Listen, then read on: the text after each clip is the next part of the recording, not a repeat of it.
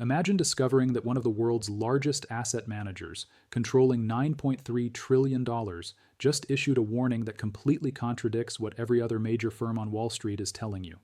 While BlackRock, Fidelity, and JP Morgan are bullish on United States technology stocks and encouraging clients to chase artificial intelligence momentum, Vanguard just published something extraordinary: their 2026 Economic and Market Outlook, titled AI Exuberance.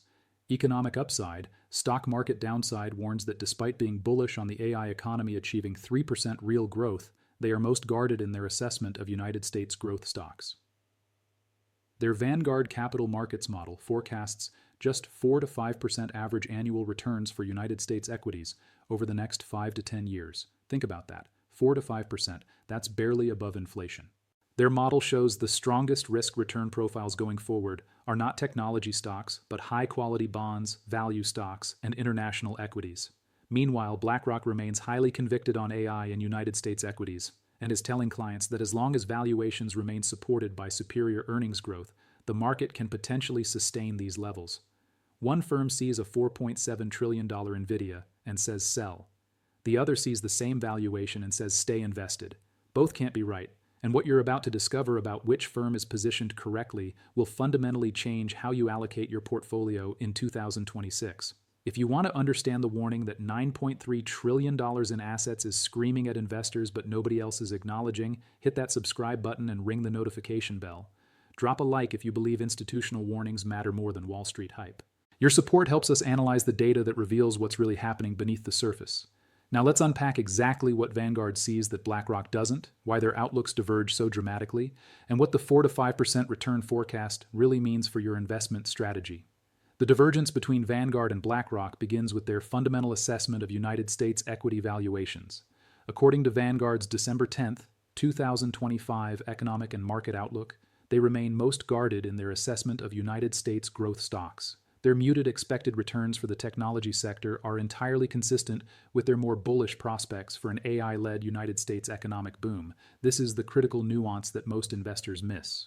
Vanguard isn't bearish on AI. They aren't bearish on the economy. They see a 60% chance the United States economy will achieve 3% real growth in coming years, materially above most professional and central bank forecasts. But despite this economic optimism, they forecast muted stock returns. Why? Because the heady expectations of United States technology stocks are unlikely to be met for at least two reasons. The first is the already high earnings expectations. The second is the typical underestimation of creative destruction from new entrants into the sector, which erodes aggregate profitability. Vanguard's chief economist Joe Davis stated, "We see about a 60% chance that the United States economy will achieve 3% real growth in the coming years." But this future is not quite now for 2026. For next year, how well AI investment will counteract negative supply-side shocks shapes our economic outlook. Balancing these near and medium-term views shapes Vanguard's investment outlook, which identifies somewhat unconventional yet compelling investment opportunities for today's frothy financial markets. The term frothy is deliberate. It signals overvaluation. It signals speculation. It signals that prices have run ahead of fundamentals. Sarah Devereux, Vanguard's global head of fixed income, emphasized that despite the glamour of the tech-heavy United States equity market, more compelling investment opportunities are emerging in high-quality fixed income, United States value-oriented equities, and international developed markets. The Vanguard capital markets model, which uses Monte Carlo simulations running 10,000 scenarios across multiple asset classes, projects annualized nominal returns of approximately 3.5 to 5.5% for United States equities over the next 10 years. This muted United States stock return forecast of 4 to 5% average returns over the next 5 to 10 years is nearly single-handedly driven by our risk-return assessment of large-cap technology companies, according to Vanguard's analysis. Both United States value-oriented and non-United States developed markets equities should benefit most over time, as AI's eventual boost to growth broadens to consumers of AI technology. Economic transformations are often accompanied by such equity market shifts over the full technology cycle. This is extraordinarily bearish compared to historical norms. United States equities returned approximately 10% annualized over the past century. Forecasting 4 to 5% represents a 50% reduction from historical averages. BlackRock's positioning could not be more different. According to their Investment Directions 2026 Outlook published in December, investors are moving into 2026 with higher than average optimism about markets. Nearly 50% of respondents in BlackRock's latest client survey characterized themselves as bullish, and those who did were most likely to take risk in United States equities at 48%. BlackRock states they remain highly convicted on AI in United States equities. Their analysis emphasizes that, importantly, we believe that as long as valuations remain supported by superior earnings growth, the market can potentially sustain these levels. Our takeaways from Q2 earnings reinforce that strength. It was one of the strongest seasons for earnings beats on record, and equally encouraging, nearly 60% of companies raised full-year EPS guidance, double the pace seen in Q1.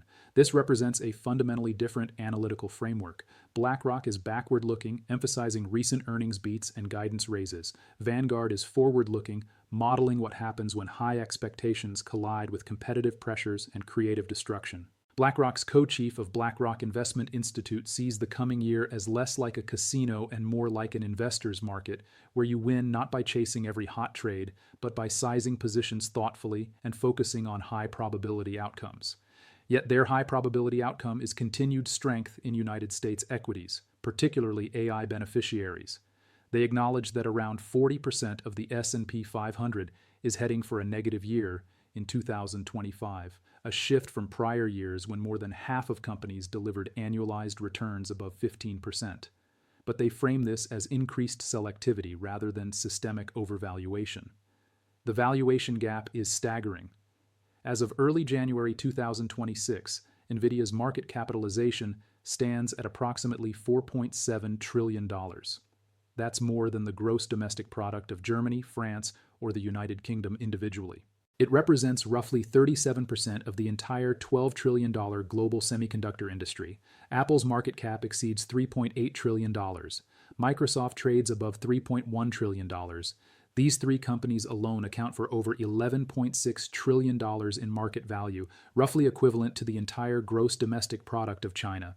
When the top three companies by market cap equal the world's second largest economy, you're either witnessing the beginning of a new economic paradigm or you're in the late stages of a speculative bubble. Vanguard clearly believes it's the latter. BlackRock appears to believe it's the former. The earnings expectations embedded in current valuations are extraordinary. NVIDIA trades at approximately 40 times forward earnings. That's not outrageous by historical growth stock standards. But here's the critical detail.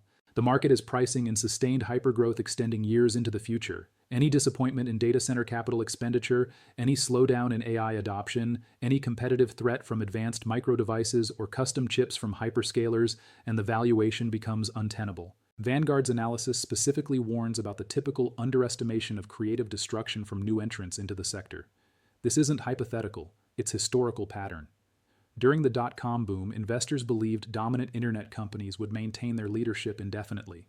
Yahoo, AOL, Cisco, and others commanded valuations that assumed permanent competitive moats. Creative destruction from Google, Amazon, and later Facebook eroded those advantages faster than anyone anticipated. The same dynamic threatens today's AI leaders. OpenAI is rapidly iterating on large language models. Anthropic is building competitive offerings.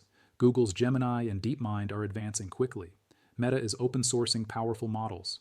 Chinese firms like Alibaba and ByteDance are developing localized AI capabilities.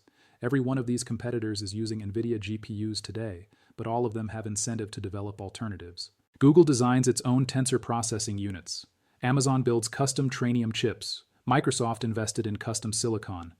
When your largest customers are also developing competing products, your competitive moat is narrower than market valuations assume. This is creative destruction in real time, and it's exactly what Vanguard is warning about. Vanguard's investment ranking is unambiguous. According to their December outlook, capital markets projections show that the strongest risk-return profiles across public investments over the coming 5 to 10 years are, in order, number 1, high-quality United States fixed income. Number 2, United States value-oriented equities. Number 3, non-United States developed market equities. United States growth stocks, the category that includes NVIDIA, Apple, Microsoft, Meta, Amazon, and Google, ranks below all three of these alternatives. This isn't a minor preference. This is a structural reallocation recommendation from one of the world's largest and most conservative asset managers. They maintain their secular view that high-quality bonds, both taxable and municipal, offer compelling real returns given higher neutral rates. Returns should average near current portfolio income levels, a comfortable margin over the rate of expected future inflation. That's the primary reason why bonds are back, regardless of what central banks do in 2026. The bond positioning is particularly revealing. Vanguard forecasts that high-quality bonds will deliver approximately 4% annualized returns over the next decade. That's roughly equivalent to their forecast for United States equities, but bonds have far lower volatility. During the 2008 financial crisis, high-quality bonds held value, while equities collapsed 50%. During periods of AI disappointment or economic slowdown, bonds provide diversification that growth stocks cannot. United States fixed income should also provide diversification in a world where AI disappoints, leading to lower growth, a scenario with odds that Vanguard calculates to be 25 to 30%. 1 in 4 chance that AI fails to deliver on its promises. If that scenario materializes, growth stocks get annihilated, while bonds preserve capital and deliver income. BlackRock's bond positioning is more nuanced. They acknowledge that bonds re-emerged in their traditional role as ballast in portfolios in 2025, though the relationship between stocks and bonds remains less stable than in prior decades. They believe the intermediate portion of the yield curve, or the belly, provides an appealing mix of ballast and income, but their primary enthusiasm remains with equities, particularly United States technology and AI beneficiaries. They're recommending a barbell approach, maintaining equity exposure while using bonds for stability, rather than Vanguard's recommendation to structurally overweight bonds relative to growth stocks. Investors face a structurally different income regime in 2026 as markets transition toward an environment where further policy rate cuts are expected. Elevated yields in money market funds and other cash-like instruments are likely to fade as rates continue to fall. The international equity divergence is equally stark. Vanguard ranks non-United States developed market equities as their third best opportunity, ahead of United States growth stocks. Their analysis emphasizes that both United States value-oriented and non-United States developed markets equities should benefit most over time as AI's eventual boost to growth broadens to consumers of AI technology. Economic transformations are often accompanied by such equity market shifts over the full technology cycle. This reflects a key insight. The companies building AI infrastructure, primarily United States technology giants, may capture less long-term value than the companies that successfully deploy AI to improve productivity and margins.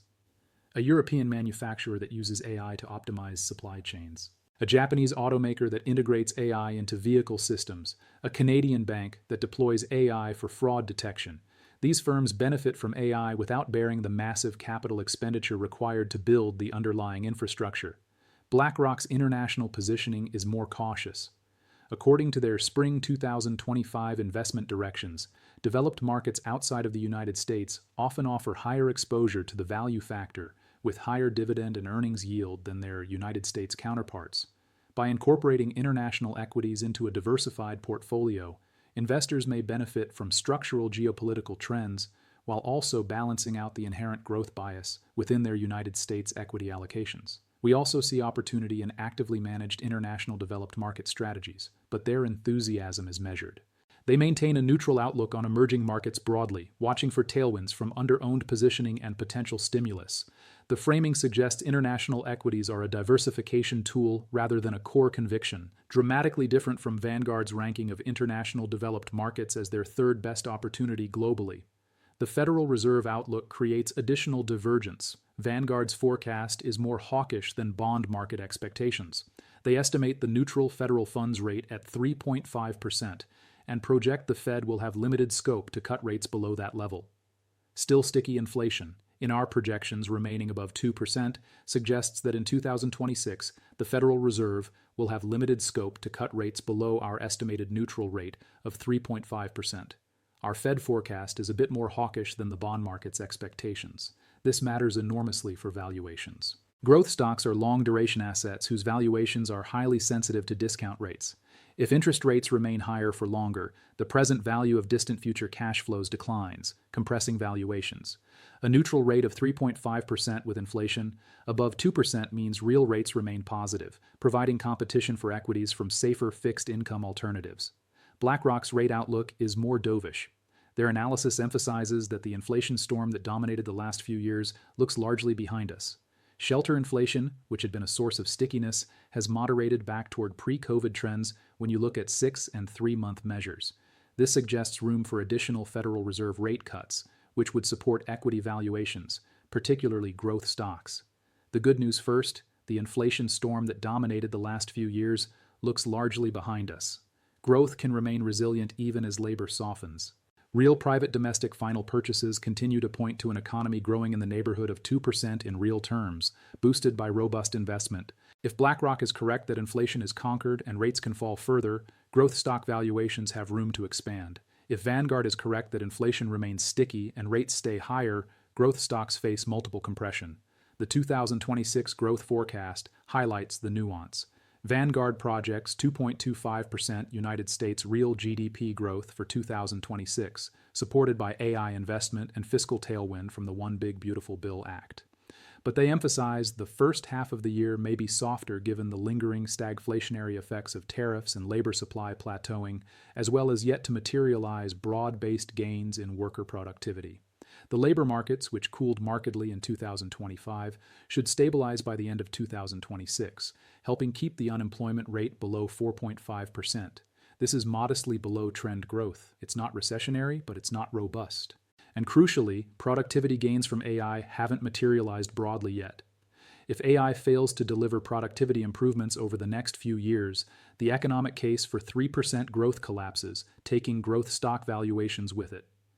BlackRock's growth assessment is similarly cautious, but frames it positively. Real private domestic final purchases continue to point to an economy growing in the neighborhood of 2% in real terms, boosted by robust investment. Bureau of Economic Analysis data as of June 30, 2025, and BlackRock analysis as of December 15, 2025 support this.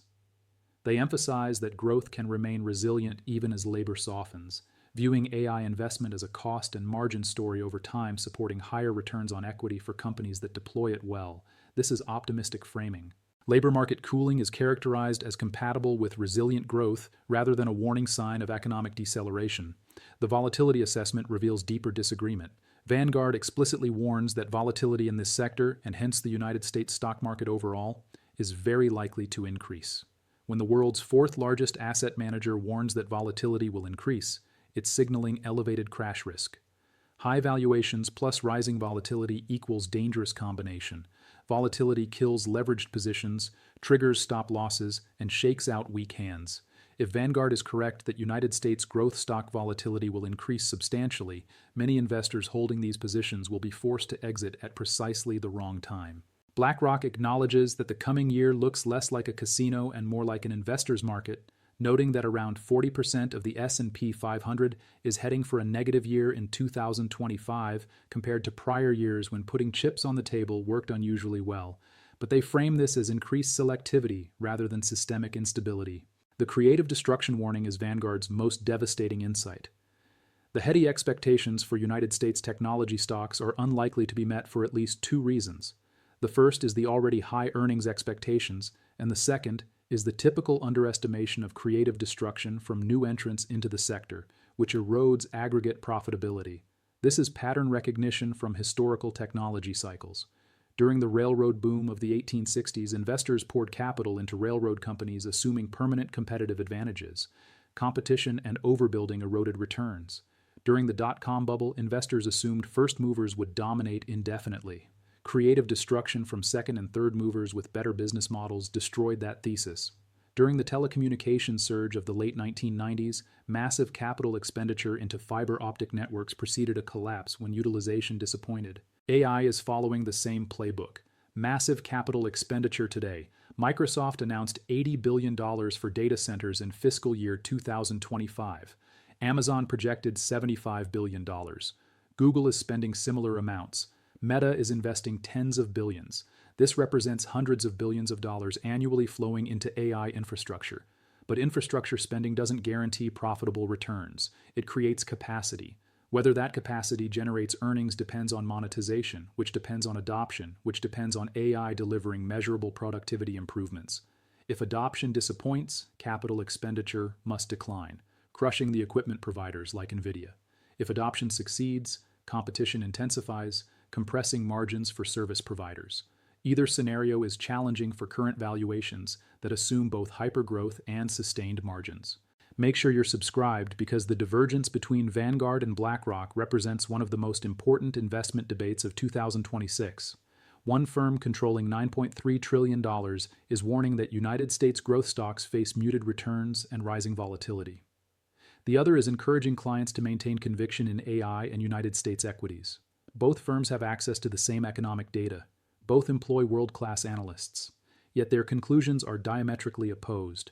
Drop a like if you found this analysis valuable, and share it with anyone who needs to understand that Wall Street is not monolithic. The smartest institutional investors disagree fundamentally about whether current valuations are justified, and understanding that disagreement, analyzing which side has the stronger case, is essential to protecting and growing your wealth in 2026. The $4.7 trillion question is which firm is right? And based on historical patterns of technology cycles, creative destruction, and mean reversion, Vanguard's warning deserves serious consideration.